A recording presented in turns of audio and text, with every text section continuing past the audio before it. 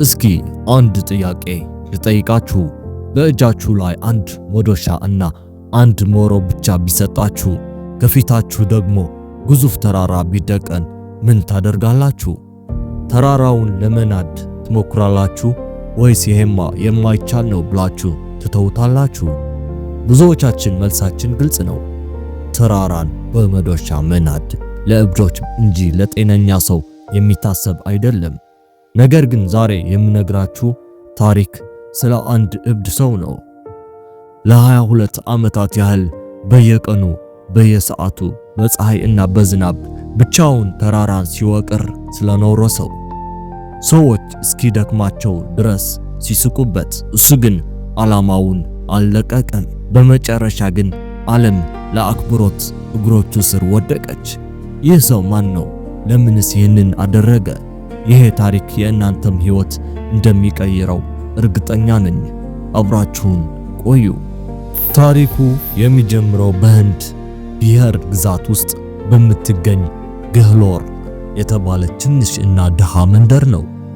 ይህች መንደር በዓለም ካርታ ላይ እንኳን በቅጡ የማትታወቅ የተረሳች ቦታ ነበረች። የመንደሩ ሰዎች ሕይወት እጅግ ከባድ ነው። ምክንያቱም መንደሯን ከከተማው የለየ አንድ ግዙፍ የተፈጥሮ ግድግዳ ወይም ተራራ አለ። የመንደሩ ነዋሪዎች ለሕክምና፣ ለትምህርት ቤት ወይም ለሥራ ወደ ከተማ መሄድ ካለባቸው ይህንን ግዙፍ ተራራ በመዞር 70 ኪሎ ሜትር መጓዝ ነበረባቸው። አስቡት፣ በቀላሉ ሊደርስበት የሚችለውን ቦታ ለመሄድ 70 ኪሎ ሜትር መዞር። በዚህ ምክንያት ብዙ ሰዎች በሕክምና እጦት ይሞታሉ፣ ልጆች ትምህርት ያቋርጣሉ። በዚች መንደር ውስጥ ዳሻርት ማጂ የተባለ አንድ ድሃ ገበሬ ይኖር ነበር። ዳሻርት እንደ ማንኛውም የመንደሩ ሰው ሕይወቱን ለመምራት የሚታገል ነገር ግን የሚስቱን ፍቅር እንደ ትልቅ ሀብት የሚቆጥር ሰው ነበር። ሚስቱን ፍላጉኒ ዴቪ ትባላለች። ለእሱ ዓለሙ እሷ ነበረች። አንድ ቀን ዳሻርት በተራራው ማዶ በሚገኝ የእርሻ ቦታ ላይ እየሰራ ነበር። የቀትር ፀሐይ ኃይለኛ ነበረች።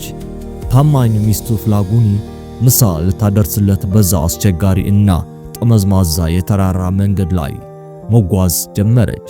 መንገዱ ጠባብ፣ ድንጋያማ እና አደገኛ ነው። ድንገት እግሯ ተንሸራተተ። ፍላጉኒ ከተራራው ላይ ወደቀች። በከባድ ሁኔታ ተጎዳች። ዳሻርት ጩኸቷን ሰምቶ ሲሮጥ ሚስቱ በደም ተነክራ አገኛት። አሁን ፈተናው መጣ። ሆስፒታል ለመድረስ ያንን ግዙፍ ተራራ መዞር 70 ኪሎ ሜትር መጓዝ ግድ ነበር። ዳሻርት ሚስቱን ተሸክሞ በዛ ረጅም መንገድ መሮጥ ጀመረ። ልቡ በፍርሃት እየመታ፣ እግሮቹ እየደከሙ ለሚስቱ ሕይወት ታገለ። ነገር ግን ተፈጥሮ እና ርቀቱ አሸነፋት። ሆስፒታል ከመድረሳቸው በፊት በመንገድ ላይ በሚወዳት ባሏ እቅፍ ውስጥ ፍላጉኒ ሕይወቷ አለፈ። ይህች ቅጽበት የዳሻርት ሕይወትን ለዘላለም ቀየረች። ሐዘኑ ወደ ቁጣ ተለወጠ። ተራራውን ቀጥ ብሎ አየው። ያ ተራራ ባይኖር ኖሮ፣ ያ ግዙፍ ድንጋይ ባይጋረድ ኖሮ ሚስቱ ዛሬ በሕይወት ትኖር ነበር። ከሚስቱ ሞት በኋላ ዳሻርት አንድ እብድ የሚመስል ውሳኔ ወሰነ። ፍየሎችን ሸጠ። በገንዘቡም አንድ መዶሻ እና ሞሮ እና የብረት ዘንግ ገዛ። ወደ ተራራው ሄደ።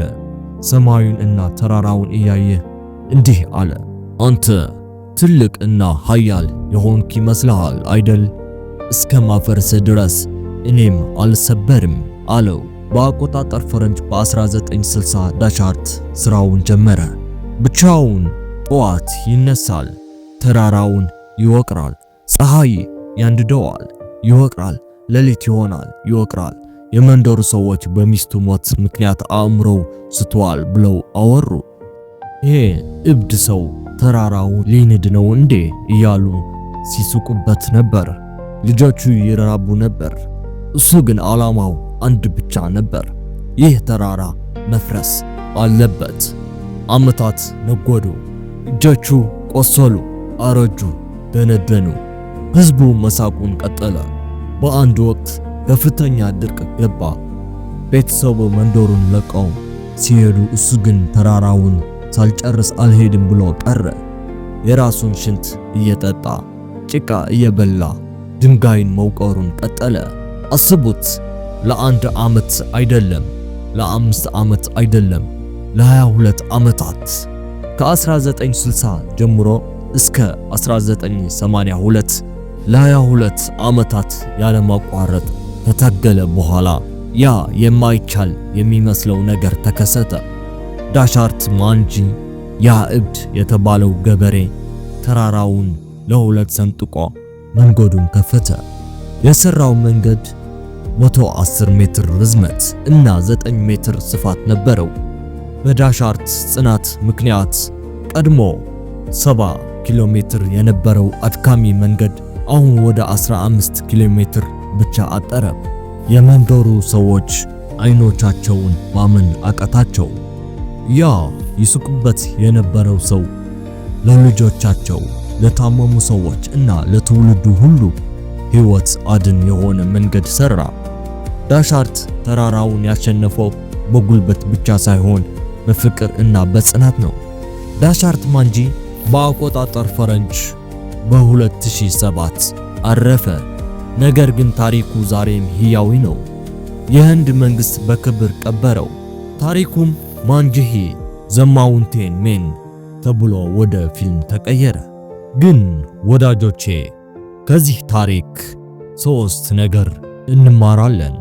አንደኛ፣ ትልቁ ተራራ ያለው በአእምሯችን ውስጥ ነው። ዳሻርት ተራራውን ከመናዱ በፊት በአእምሮ ውስጥ ያለውን አይቻልም የሚል አስተሳሰብ ነው የናደው። ሰዎች እብድ ቢሉትም እሱ ግን በራሱ ያምን ነበር። ሁለተኛ፣ ህመምን ወደ ጉልበት መቀየር። የሚስቱን ሞት ወደ ድብርት እና ተስፋ መቁረጥ መቀየር ይችል ነበር። እሱ ግን ያንን ህመም ወደ ታላቅ ዓላማ ቀየረው። የእናንተ ህመም ምንድነው?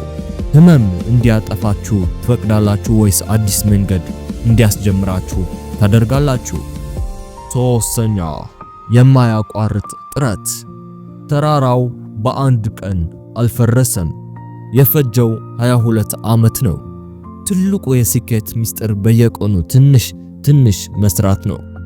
ዛሬ በህይወታችሁ ፊት ለፊት የተጋረጠው ተራራ ምንድነው? ድህነት፣ ትምህርት ወይስ የሰዎች ወሬ?